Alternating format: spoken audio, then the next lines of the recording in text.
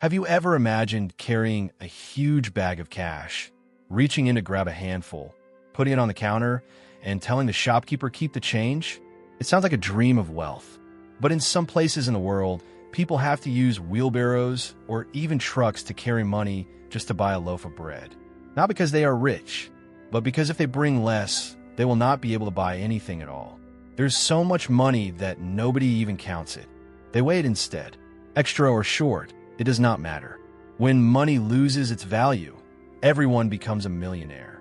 But they are hungry millionaires. This is the cruel paradox of hyperinflation. Hyperinflation does not start with chaos. It starts quietly. At first, everything seems normal. Prices rise slowly. Wages adjust a little. People complain, but life goes on. This is what we call inflation, a familiar problem that almost every country experiences. A loaf of bread might cost $15,000 today. A few years later, it is $20,000. No one panics. But hyperinflation is different. It does not walk. It runs. Economist Philip Kagan set a clear line. When inflation exceeds 50% per month, the system has entered a different state. 50% per month means that an item worth 1 unit at the start of the year could be worth over 100 units by the end of the year. And that is just a theoretical number. When prices start rising month by month, then week by week, then day by day, money stops working. Not because there is not enough money, but because nobody believes it will hold its value until sunset. At that point, the economy does not collapse from poverty. It collapses because it lost its measuring stick. Money, in essence, is not value itself. It is a tool to measure value. Like a meter measures length or a kilogram measures weight. A society can produce goods, services, knowledge. But to trade them, people need something in between, a unit everyone trusts. When that unit becomes unstable, every economic decision becomes meaningless. You do not know whether to save or spend. You do not know whether to sign a contract or wait. You do not know whether to hold on to money or run from it. Sellers do not raise prices because they are greedy. They raise prices because they are scared. Scared that the money they get today will not be enough to restock tomorrow. And when that fear spreads, goods disappear from shelves. Not because there are no goods, but because no one wants to trade goods for money that loses value daily. At this point, society has not collapsed yet, but it has begun to slide. Hyperinflation does not need riots to destroy a country. It only needs to make people stop believing in tomorrow. And the real question is not why prices rise. It is what makes an entire society accept living on something that can lose its value overnight. So where does hyperinflation start? Not from a people, not from the sellers.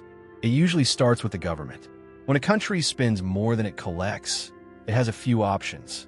Raise taxes, borrow money, or print more money.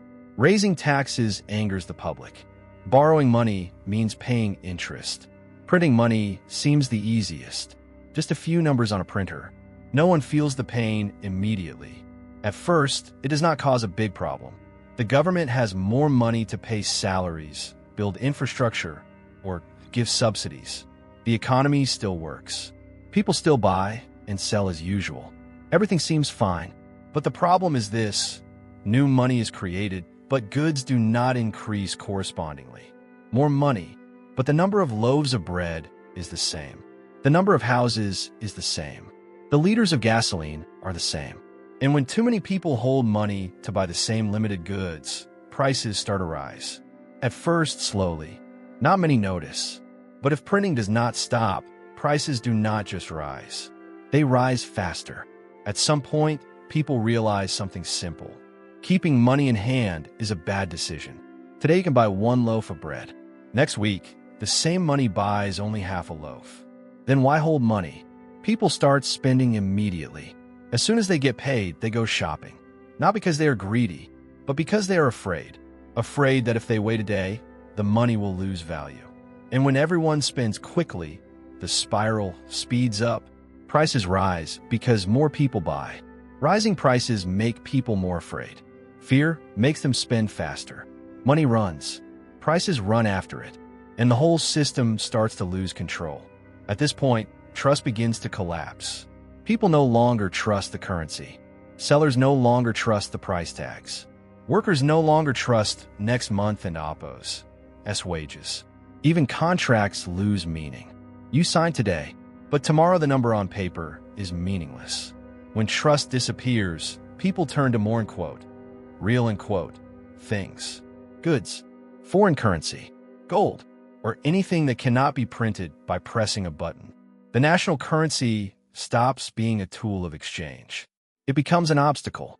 You have to convert money into something else as fast as possible, not to get rich, but to survive. And that is the most dangerous moment, because when people stop trusting money, they also start to stop trusting the system behind it. Hyperinflation does not just make wallets poor. It cracks the relationship between the government and society. And when that happens, the question is no longer, how much will prices rise? It becomes, how long can this system maintain control? So where does hyperinflation begin? Not with the people, not with the sellers. It usually starts with the government. When a country spends more than it collects, it has a few options. Raise taxes, borrow money, or print more money. Raising taxes sparks public anger. Borrowing money means paying interest. Printing money seems the easiest. Just a few numbers on a printer. No one feels the pain immediately. At first, this does not cause major problems. The government has extra money to pay salaries, build infrastructure, or provide subsidies. The economy still operates. People still buy and sell as usual. Everything seems fine. But the problem is this. New money is created, but goods do not increase accordingly. More money, but the number of loaves of bread is the same. The number of houses is the same. The liters of gasoline are the same. And when too many people hold money to buy the same limited goods, prices start to rise. At first, slowly. No one notices much. But if printing does not stop, prices do not just rise. They rise faster. Eventually, people realize something simple. Keeping money in hand is a bad decision. Today you can buy one loaf of bread. Next week, the same money buys only half a loaf. Then why hold money? People start spending as soon as they can. As soon as they get paid, they go shopping. Not because they are greedy, but because they are afraid. Afraid that if they wait even one day, money will lose value. And when everyone spends quickly, the spiral accelerates. Prices rise because people buy more. Rising prices make people more afraid. Fear makes them spend even faster. Money runs. Prices run after it. And the whole system starts to lose control. At this point, trust begins to collapse. People no longer trust the currency. Sellers no longer trust the price tags. Workers no longer trust next month's wages. Even contracts lose meaning. You sign today, but tomorrow the numbers on paper are meaningless. When trust disappears, people turn to more real things, goods, foreign currency, gold, or anything that cannot be created with the push of a button. The national currency is no longer a tool of exchange. It becomes an obstacle. You have to convert money into something else as quickly as possible, not to get rich, but to survive. And that is the most dangerous moment, because when people stop trusting money, they also start to stop trusting the system behind it. Hyperinflation does not just make wallets poor.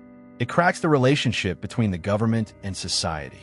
And when that happens, the question is no longer, how high will prices go? It becomes, how long can this system maintain control? And what happens next is even more revealing. When trust collapses, people stop thinking in months or weeks. They think in hours, even minutes. Money becomes not a tool, but a liability. Salaries are spent the moment they arrive. Savings are abandoned. Contracts are meaningless. Plans for the future evaporate. Every transaction becomes a race against time. Everyone is trying to exchange depreciating money for something that holds value. Food, fuel, foreign currency, gold, anything that cannot be created with the press of a button. Shops may still be full, but the shelves empty within hours. Not because of scarcity, but because no one trusts money long enough to leave it behind. At this stage, the state has lost control, not through revolution, not through strikes, but through the quiet erosion of belief. Hyperinflation does not announce itself with headlines. It spreads silently, invisibly, until suddenly everyone notices. The economy is no longer predictable. Life is no longer predictable. Tomorrow is unknown. And the ultimate question is no longer about prices. It is about survival, about trust, about whether a society can function when its most basic tool, money, is no longer trusted. This is the brutal truth of hyperinflation. Not just numbers on a chart, not just economic theory, but the collapse of certainty itself. History has answers and warnings. Take Weimar Germany in the 1920s. Workers carried wheelbarrows of marks just to buy a loaf of bread. People's life savings evaporated in days. Trust in government, in money, in the future collapsed. Or Zimbabwe in the 2000s. Prices doubled every 24 hours. ATMs became useless.